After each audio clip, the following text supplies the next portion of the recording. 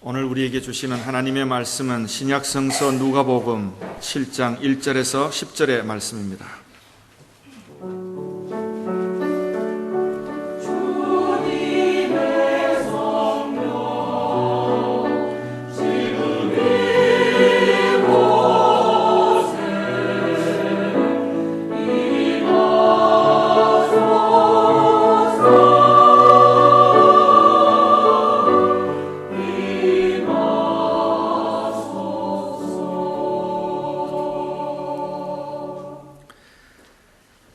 예수께서 모든 말씀을 백성에게 들려주시기를 마치신 후에 가버나움으로 들어가시니라. 어떤 백부장의 사랑하는 종이 병들어 죽게 되었더니 예수의 소문을 듣고 유대인의 장로 몇 사람을 예수께 보내어 오셔서 그 종을 구해 주시기를 청한지라. 이에 그들이 예수께 나와 간절히 구하여 이르되 이 일을 하시는 것이 이 사람에게는 합당하니이다. 그가 우리 민족을 사랑하고 또한 우리를 위하여 회당을 지었나이다 하니 예수께서 함께 가실새 이에 그 집이 멀지 아니하여 백부장이 벗들을 보내어 이르되 주여 수고하시지 마옵소서. 내 집에 들어오심을 나는 감당하지 못하겠나이다. 그러므로 내가 주께 나아가기도 감당하지 못할 줄을 알았나이다. 말씀만 하사 내 하인을 낫게 하소서. 나도 남의 수하에 든 사람이요 내 아래에도 병사가 있으니 이더러 가라 하면 가고 저더러 오라 하면 오고 내 종도로 이것을 하라 하면 하나이다. 예수께서 들으시고 그를 놀랍게 여겨 돌이키사 따르는 무리에게 이르시되 내가 너희에게 이르노니 이스라엘 중에서도 이만한 믿음은 만나보지 못하였노라 하시더라. 보니 어떤 사람들이 집으로 돌아가 보매 종이 이미 나아 있었더라. 아멘. 기독교 나라에 한때는 세계에 유일하게 무신론자 연맹이라는 게 조직된 적이 있습니다. 하나님을 믿지 않겠다, 신은 없다고 하는 무신론자 연맹입니다. 그렇지만 반세기도 채 되지 않은 1991년 10월 달에 이 무신론자 연맹 전국 45개 지부가 일제히 문을 닫게 됐습니다.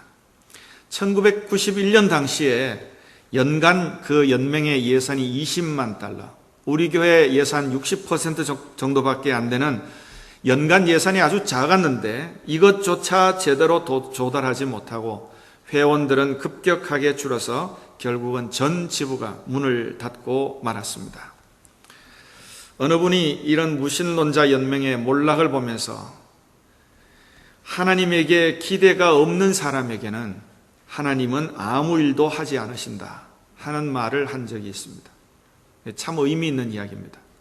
하나님에게 기대가 없는 사람에게 하나님은 아무 일도 하지 않으신다.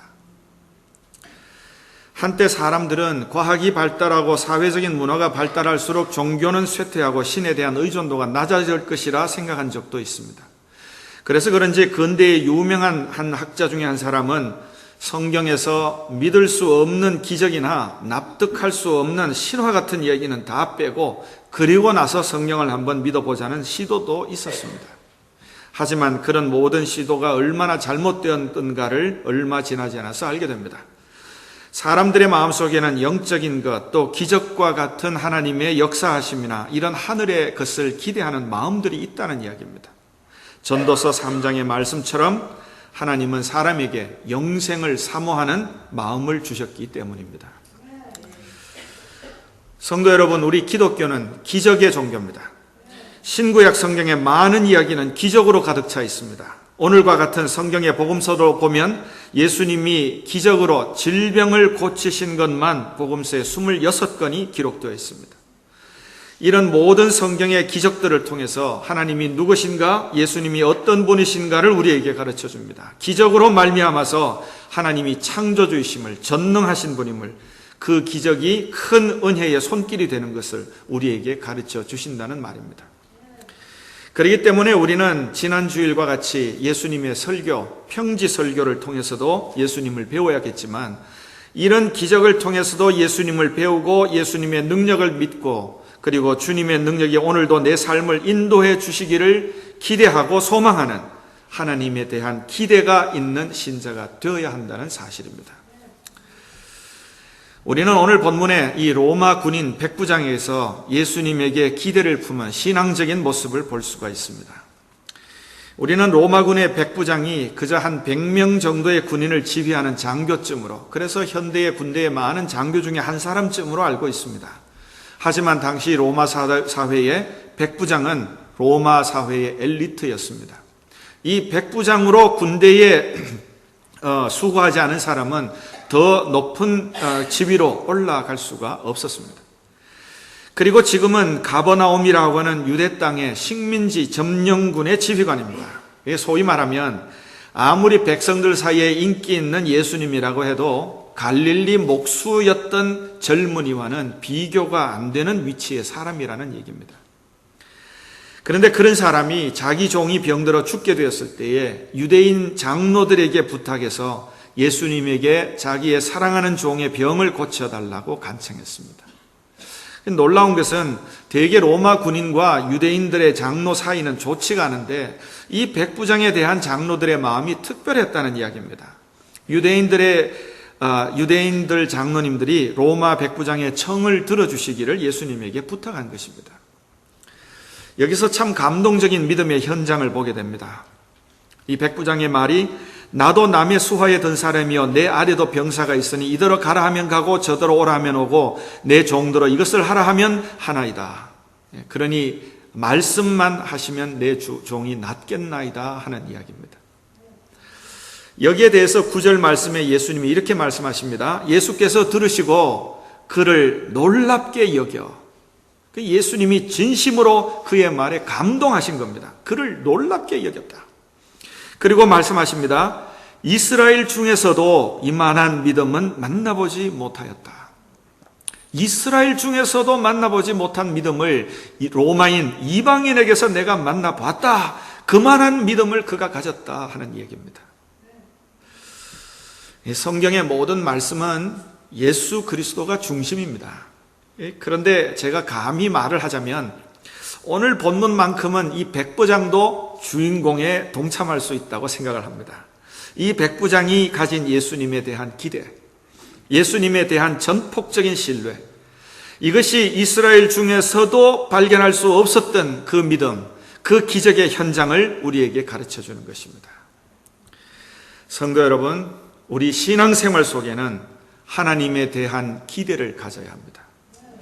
이건 내 이기적인 욕심을 채우려는 그런 기대, 내만 복받기를 원하는 그런 기대, 그런 건 버리고 오직 하나님이 내 삶에 역사하실 것이라는 기대, 하나님은 기적도 일으킬 수 있는 전능한 분이라는 기대, 내 삶을 은혜로 인도하실 것이라는 기대, 내 삶에 하나님만이 삶의 소망이요 기쁨이요 또 치유자요 위로가 되신다는 그 기대, 그 기대를 가지고 하나님께 예배드리고 가까이 나아가는 그게 바로 믿음 생활이라는 이야기입니다. 하나님이 내 삶을 인도하시는 것에 대해서 아무런 기대가 없는 사람, 내가 예배드리면 드리고 기도하면 기도하고 이거 하나님께 가까이 한다고 하는 그런 기대가 없는 사람, 내 삶을 하나님이 은혜로 인도하시고 때로는 나를 고쳐주시고 부족한 나를 곧 회복해 하시는 그런 기대가 전혀 없는 사람, 그런 신뢰와 기대가 없는 사람에게는 하나님은 아무 일도 하지 않으신다. 이것을 우리가 깊이 생각해 봐야 합니다. 우리는 예수님에 대한 그런 믿음의 기대를 가진 이 백부장에게서 이 참 중요한 태도들을 볼 수 있습니다. 한 3가지의 태도를 우리가 마음에 잘 생각해야 할 줄로 압니다.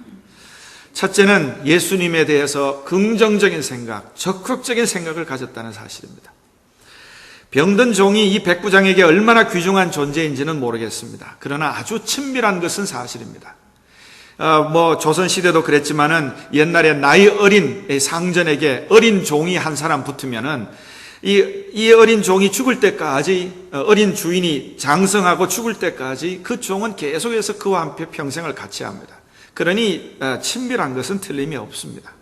그런 사람이 병들었을 때 백부장으로서는 자신이 할 수 있는 치료를 다 시도해 봤을 것입니다. 어쩌면 유대인들보다는 로마의 의술이 더 좋았으니까 로마의 의원까지도 청했을 수 있습니다. 그렇지만 회복이 되지 않을 때 그는 마침내 예수님의 능력을 기대한 것입니다. 이 백부장도 틀림없이 그 갈릴리 지역에서 일어나는 많은 소문을 들었을 것입니다. 자기가 지배하는 지역이니까. 거기서 예수라는 사람이 회당에서 귀신을 내어 쫓으시고 문둥병자에게 손을 얹어서 치료하시고 베드로의 장모의 열병을 치료하시고 손이 말라버린 사람을 회복시켰다. 그 많은 얘기를 들었을 겁니다. 그리고 어쩌면은 예수님의 설교도 전해 들었을 것입니다. 이때 많은 사람들처럼 그거 뭐 별로 그런 믿지 못할 얘기라 치부하지 않고 이 백부장은 예수님에 대해서 적극적인 생각을 가진 겁니다. 아, 내 종도 예수님의 말씀이면 나을 수 있겠구나. 긍정적이고 적극적인 믿음의 생각을 가졌다는 말입니다. 그러니 유대교의 장로들에게 예수님을 청해달라고 부탁할 수 있었던 겁니다.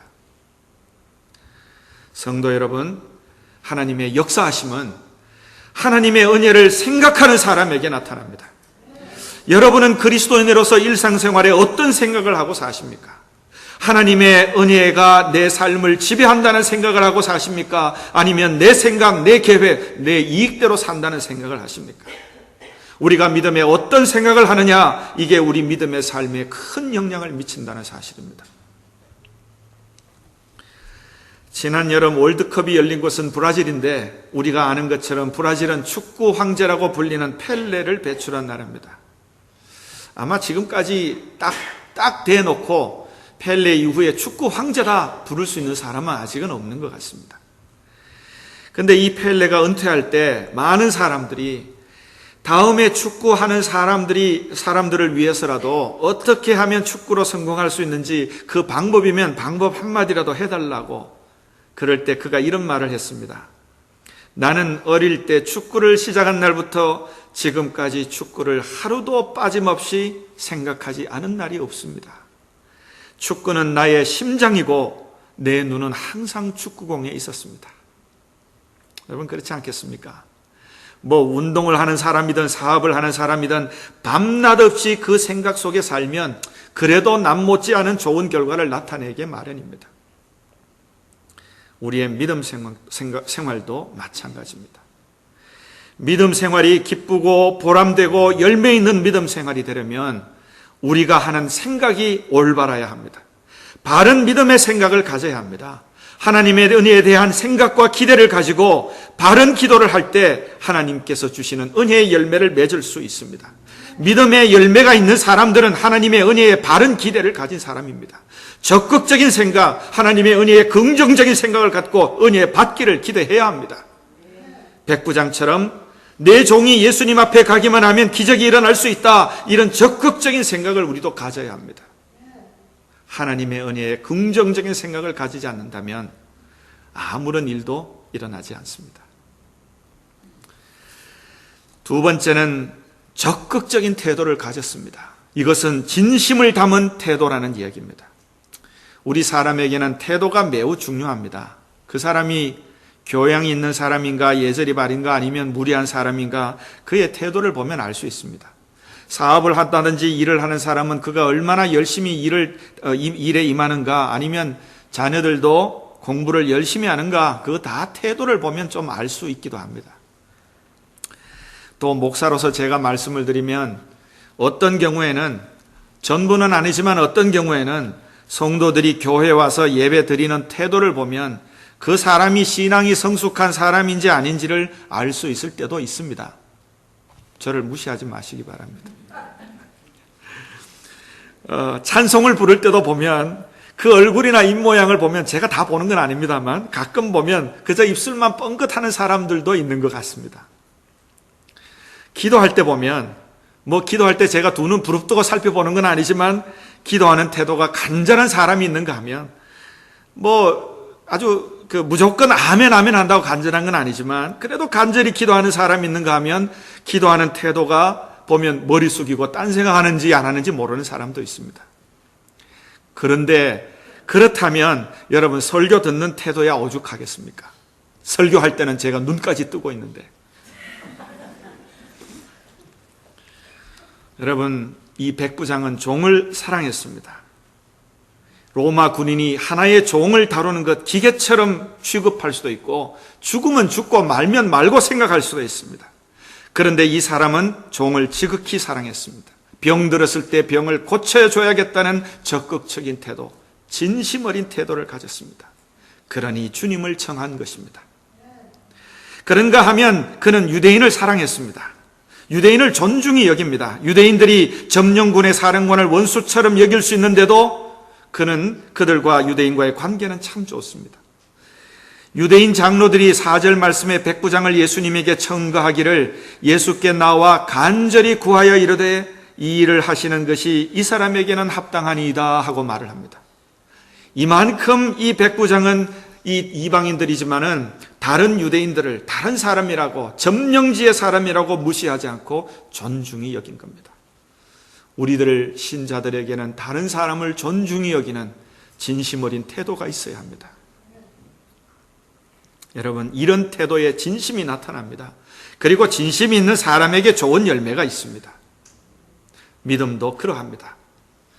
요한복음에 예수님이 여리고 성에 들어가셨을 때 바디메오라고 하는 앞을 보지 못하는 거지가 있었습니다. 그 사람도 예수가 병자들을, 또 앞을 보지 못하는 사람, 나면서부터 걷지 못하던 사람, 이런 많은 사람들을 고치셨다는 소문을 들었습니다. 이제 그 예수님이 여리고성을 들어갈 때 이 사람이, 바디메오가 예수님이 지나가는 것을 듣고 군중 속에서 손을 들어 외칩니다. 다윗의 자손 예수여 나를 긍휼히 여기시옵소서. 그때 옆에 있던 많은 군중들이 그 사람에게 잠잠하라고 합니다. 그때 그 사람이 더 크게 외칩니다. 다윗의 자손 예수여 나를 긍휼히 여기시옵소서. 예수님이 마침내 그를 보시고 그를 불러서 무엇을 해주기를 원하느냐? 보기를 원하나이다. 예수님의 말씀이 내 믿음대로 되리라. 고쳐주신 겁니다. 백부장은 예수님을 진심으로 대한 사람입니다. 이 태도가 믿음의 태도입니다. 종의 병이 낫기를 원하는 그 마음도 중요하지만은 그저 병만 나으면 된다, 그런 이기적인 마음이 아닙니다. 예수님을 그저 자기가 마음대로 취급할 수 있는 의사 중에 한 명으로 된 것도 아닙니다. 이기적인 것은 아무리 적극적이라도 바른 태도가 아닙니다. 그런데 오늘 6절 7절의 말씀은 유대 땅을 식민지로 지배하는 로마인과 율법 속에 사는 유대인의 관계를 잘 표현한 말씀입니다. 예수님이 자기 집에 오시려는 것을 사용합니다. 식민지의 지배자이지만 유대인을 잘 이해하고, 유대인이 이방인의 집에 들어가는 것은 율법을 어긴다, 그걸 알고 배려할 줄 아는 사람입니다. 참 성품이 좋은 군인입니다. 이런 진심 어린 태도로 예수님을 적극적으로 요청하는 것, 적극적으로 간청하는 것, 이것이 바로 믿음의 태도라는 사실입니다. 세 번째는 적극적인 순종의 믿음을 가졌습니다. 백부장은 이 순종에 있어서 적극적인 사람입니다. 여러분, 제게도 부하들이 있는데 명령 하나로 이것을 하기도 하고 저것을 합니다. 예수님께서 말씀만 하시면 종의 병이 나을 것이다 하는 믿음을 가졌습니다.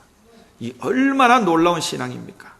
말씀을 믿고 그 말씀의 능력을 알고 절대 순종하는 믿음이 그에게 있었다는 이야기입니다. 성도 여러분, 믿음은 순종입니다. 순종이 있어서 믿음이 역사하는 겁니다.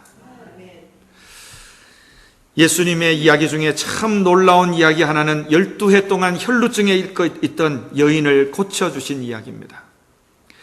이 이야기는 참 놀라운 이야기인데, 예수님이 지나가신다는 소식을 들었지만은 그 당시는 아주 부정한 병으로 취급하던 그런 병을 앓고 있는 여인이라서 감히 예수님 앞에 나가 병 고쳐달라는 말하기도 두려워하는 한 사람이 있습니다. 그래서 이 여성은 조용히 뒤에 가서 그 예수님의 옷자락을 잡았습니다. 옷깃에 손만 대어도 나으리라 믿고 손을 댄 겁니다. 이게 여인의 기도의 마음이고 또 예수님의 능력을 믿는 마음입니다. 그런데 12해 앓았던 혈루증이 그 즉시로 나았습니다. 이걸 알았던 예수님이 누가 내 옷에 손을 대었느냐? 그렇게 묻고 마침내 한 그 여인을 발견하고 내 딸아, 내 믿음이 너를 구원하였다 하고 위로해 주셨습니다. 여러분, 이 여인의 믿음 속에는 이미 예수님의 능력에 의지하는 순종이 담겨 있는 것입니다. 여러분, 이게 믿음의 자세고 순종의 자세입니다. 순종은 명령을 한 다음에 순종하는 게 아니고 이미 순종하기로 작정한 것입니다. 순종이 있으니까 명령이 실행된 게 아닙니다. 명령이 떨어진 다음에 이거 순종할까 하지 않을까 그때 순종을 결정하는 게 아닙니다. 명령보다 말씀보다 순종하기로 작정하는 그 믿음이 먼저입니다. 여러분, 내 판단, 내 기분은 중요하지 않습니다. 주의 말씀을 들을 때도 마찬가지입니다. 말씀을 들어보고 그 말씀이 이해되는지 납득이 되는지 그렇기 때문에 순종하는 게 아닙니다. 순종이 믿음의 기본입니다. 이 순종의 마음이 있기 때문에 말씀만 하시면 종의 병이 나을 것입니다. 이 백부장은 그렇게 고백할 수 있는 것입니다.